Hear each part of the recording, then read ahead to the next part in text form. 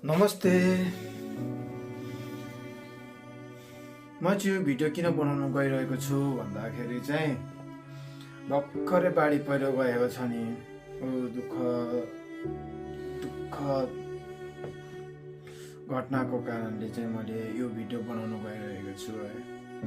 मन दुखी नै छु होइन। अब यस्तो नमिठो तरिकाले अब बाढी आयो, त्यही भएर म चाहिँ यो भिडियो बनाउनु गइरहेको छु। मैले पनि शोक मनाइरहेको छु, दुखी छु म पनि नेपालमा यस्तो भएको कारणले गर्दाखेरि।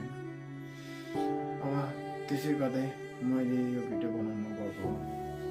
अब तपाईँहरू चाहिँ सेफ्टी भएर बसिदिनु होला, त्यही ठाउँमा गएर चाहिँ त्यही छेउछाउमा गएर चाहिँ नबसिदिनु होला। त्यता केही राहत पाउँछु कि भनेर आसमा गएर त्यता चाहिँ छेउछाउमा नबसिदिनु होला भन्ने अनुरोध गर्दछु। अलिक माथि सेफ्टी ठाउँमा गएर बसिदिनु होला। त्योभन्दा अलिकति टाढा ठाउँमा, जस्तै बाढी आउने ठाउँदेखि चाहिँ अलिकति सतर्क भएर आउँदैन भनेर अटेर गरेर नबसिदिनु होला। तपाईँहरू चाहिँ अलिकति साइड भएर बसिदिनु होला, साइड गरिदिनु होला।